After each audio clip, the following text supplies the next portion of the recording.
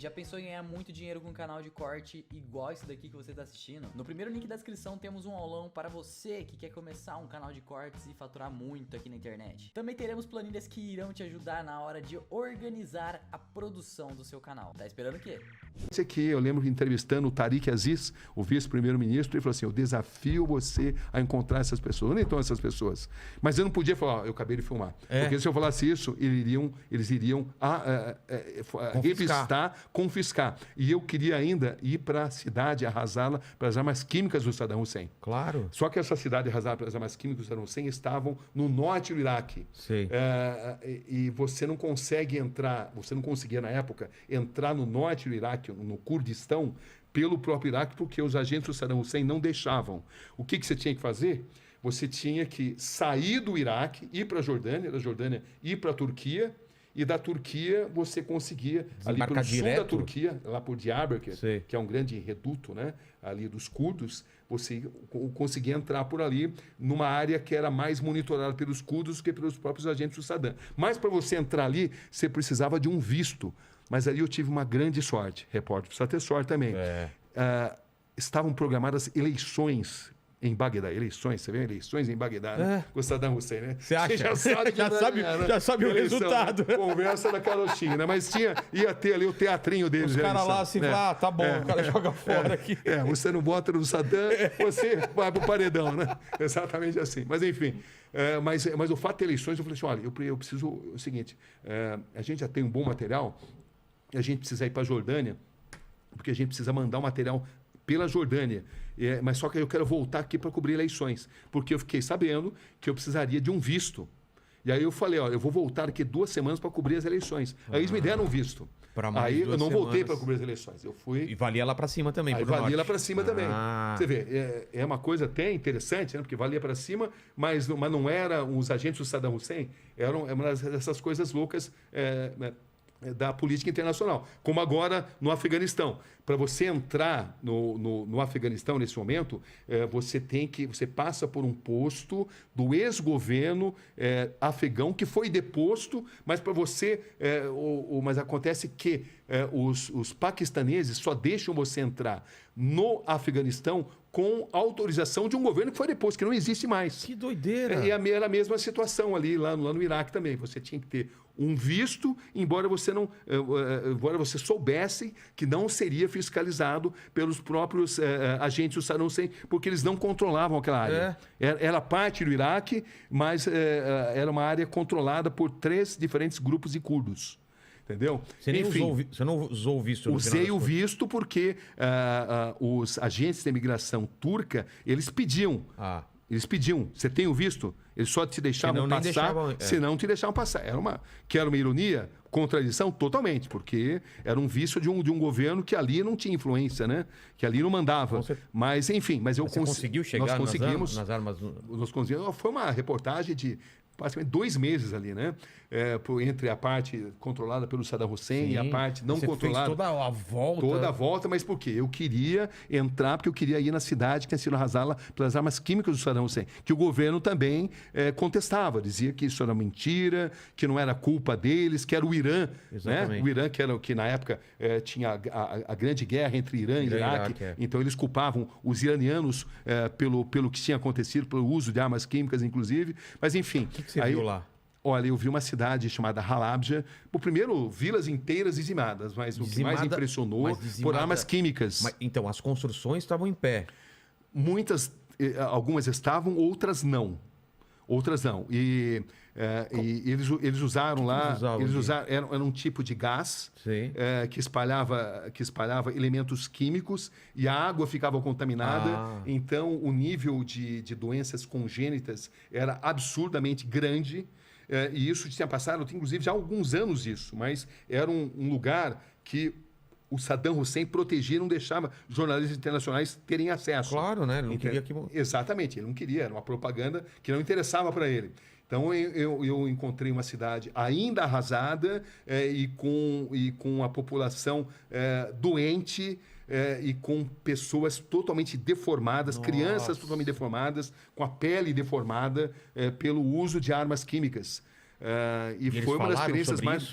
Falaram. Esse é um dos principais capítulos desse livro também, Cara, né? que impressionante isso. E a gente, ao mesmo tempo, o Saddam tinha atiradores ali, agentes que entravam ali e tentavam fiscalizar o que estava acontecendo e matavam estrangeiros. Entendeu? Então a gente tinha que correr esse risco Vocês também. eram os únicos e também lá? na época também havia o Estado Islâmico dava os seus primeiros passos. Entendi. Entendeu? Então era uma área muito tensa. E além disso havia uma guerra entre os curdos, diferentes facções de curdos. O PKK, que são os curdos comunistas, que são um grande problema para a Turquia.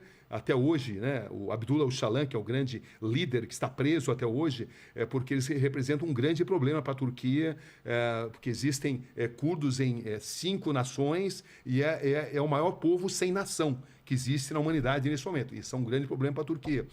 E para o Saddam Hussein também, sempre foram um grande problema. Mas os próprios curdos, eles sempre guerrearam entre eles. Entendi. Eram diferentes facções. Uma um pouco mais próxima do Saddam Você Hussein, estava no meio outra de nem um tanto. tiroteio lá. Sem dúvida. Foi um dos Mas tinha muito... momentos mais críticos. E também o que aconteceu é o seguinte, quando a gente cobriu essa briga de facções curdas, e o que acontecia? Você não podia nem avançar e nem retroceder por causa dessa batalha. Claro. O que acontece? O Kurdistão é uma zona profundamente montanhosa. E as guerras acontecem de uma montanha a outra. Então, uma guerrilha, um exército, os Peshmergas, né, que é como eles são conhecidos ali, eles atiram na outra montanha. E à noite faz muito, muito frio. E você não pode acender uma fogueira para se aquecer, porque senão você vai se tornar um alvo visível. Então, foi uma experiência assim, incrivelmente marcante. Porque você tinha muitos fatores ali, né? Você fugia do Saddam Hussein, você fugia dos disparos de Katyusha, né? Que é isso? Katyusha são os mísseis, um míssil de médio alcance muito comum nessa área. E muitas armas brasileiras, os tanques Cascavel, que foram vendidos a rodo para o Saddam Hussein e depois usados pelos curdos, né?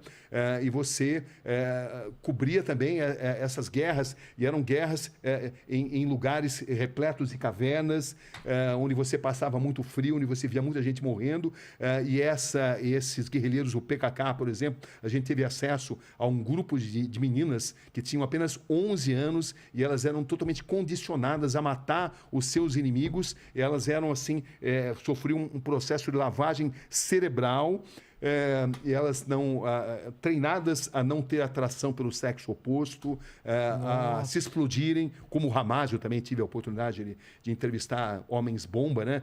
Os jovens que são treinados para se explodirem em nome de uma causa, né? Então, são experiências que assim, impressionaram muito. E, nesse caso, era muito difícil porque a gente foi dado como perdido de guerra. Por quê? Porque a gente não podia nem retroceder e nem avançar, porque a gente estava no meio de uma guerra. E não tinha como a gente passar informação. É isso que eu falo. Porque nós estávamos em contato com a Globo. Na época... exatamente. Era Globo? Essa época, a segunda vez que eu estive foi pela Globo, né? Tá. Perto da invasão Como vocês se comunicavam? A gente se comunicava na época via telefone, porque não tinha celular, né? Você não telefone tinha... fixo. Exatamente, telefone fixo. Mas a gente ficou incomunicável. A gente não conseguia se comunicar. Então, as pessoas não sabiam o que estava acontecendo com a gente, né? Mas foi uma das matérias mais impressionantes, uma das melhores que eu já fiz. E você escutava à noite explosão, aqueles traços que a gente vê de míssil à noite...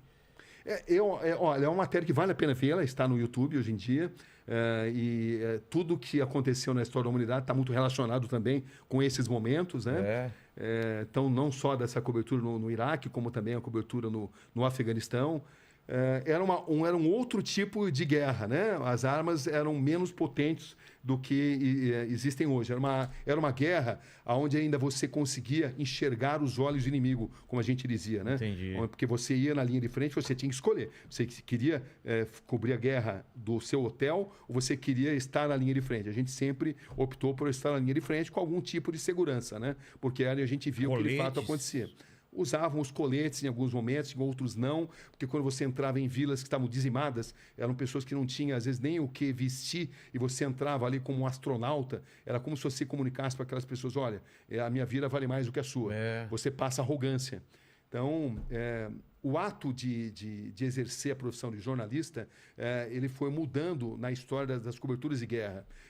Antes, nos anos 80, por exemplo, se você se identificava como jornalista, você era protegido. Você ligava, você transportava ali um cartaz escrito press, a imprensa, e você era protegido. Era como se fosse uma regra, tipo... Exatamente, mas a partir da guerra na Bósnia, isso mudou, porque os franco-atiradores passaram a alvejar jornalistas. E já na guerra do Iraque, jornalistas Sabendo que era jornalista. Sabendo que era jornalista. Isso aconteceu muitas vezes. Jornalistas passaram a ser alvejados porque passaram a ser responsabilizados por uma propaganda, especialmente contra os sérvios, né? Entendi. Os sérvios começaram a achar que havia uma campanha muito grande na imprensa internacional e começaram a alvejar, eles começaram a se divertir atirando em jornalistas. E já no Iraque, jornalistas passaram a ser moeda de troca para sequestro. Entendi. Jornalistas passaram a ser sequestrados, jornalistas passaram a representar Prisioneiros de guerra. Prisioneiros de guerra, passaram a significar dinheiro. Então, para você saber como você deve se portar, você precisa saber em que terreno você está pisando. Em alguns lugares compensa você se identificar como jornalista, em alguns lugares é fundamental você usar todo o aparato, colete, capacete, é importante, em outros não, porque você vai passar uma mensagem, se misturar, se infiltrar melhor. Então, o que vai determinar isso é o conhecimento do terreno.